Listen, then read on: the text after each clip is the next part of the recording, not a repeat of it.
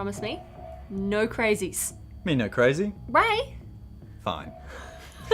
Alright, well, have you guys ever considered that anime is a little too weird? Well, we've got your perfect candidate for you. I will second that. Arakawa Under the Bridge is an anime adaptation by Shaft, based on a Japanese manga series created by Hikaru Nakamura, which was first serialized in 2004.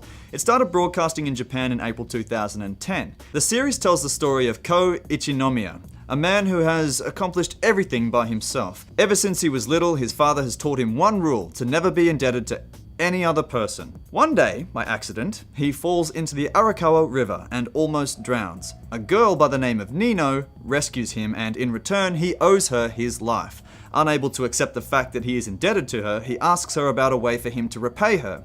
In the end, she tells him to simply love her, beginning Ko's life of living under a bridge. However, as Ko starts to learn, Arakawa is a place full of weirdos, and all of the people living under the bridge are what society would call denpasan. Which is a Japanese term for individuals who are disconnected or disassociated from the people around them. Now, the series can take a little bit to delve into. It can feel like it takes a while to get moving, but that's not so much because it's slow, but rather it bombards you with so many questions and absurdities, you're kind of on the back foot and you don't know what to invest in. But that's also the very thing that makes it addictive. Now, to kind of help drive this sensation and prevent you from switching off is the pace. The series is broken up into these vignettes. Now, they're sort of broken up even further into chapters, and these chapters, there's various chapters per episode. It's kind of great because it gives you the feeling like you're flipping through the manga itself. The only downside is looking at the clock and thinking to yourself, yes, I think I'm going to do one more. Now, these vignettes are so crazy, at times I felt like licking a toad would be the only way I'd return to reality. You just can't help yourself, can you, Ray? No. Just- The dialogue in this is terrifyingly fast as well. Yes. We both watched this, the original subbed version. Yes. And there were times where you have to go, no, stop, replay, Rewind. rewatch. I have to get this. It's so well written though. It's not directionless rambling. It's really well written. How they managed to orchestrate the eccentricities of all these characters into something coherent is really commendable. Akiyuki Shinbo does a fine job of directing, and Yota Tsuruoka shows off an excellent sound design. Yeah. Animation-wise, they haven't gone with a super slick, state-of-the-art CGI. Instead, animations are sharper and more rigid. There's also a ton of stills thrown in, as though you were looking from panel to panel within the manga. Although I loved my boundary-pushing, state-of-the-art animation, give it a context or make it work stylistically, and I'm equally satisfied. Yeah, the animation really does suit the style and also the characters. They're obtuse and strange and even a little creepy.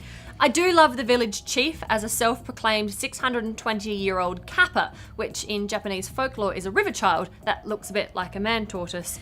But my favourite is Maria, the pink-haired woman who runs a nearby farm. While having a beautiful appearance, she casually dishes out incredibly harsh insults to other people. And she's a sadist. I like Sister, who is a strong man that dresses like a nun with an affinity for weaponry. And who could forget Sweet Stella, a small, cute orphan girl who is also an extremely powerful fighter that, when angry, has the ability to turn into a giant, closely resembling a parody of Rao from Fist of the North Star.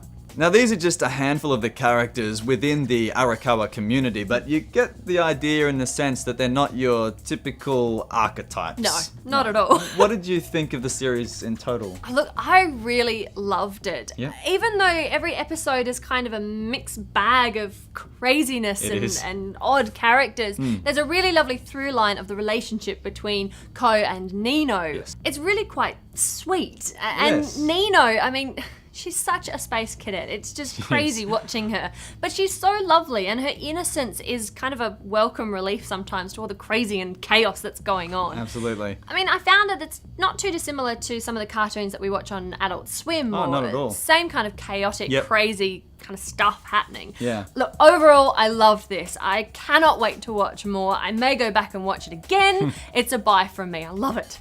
Right on. Yeah, I think so too. And that relationship is the glue, I think, that holds this anime together. Yeah.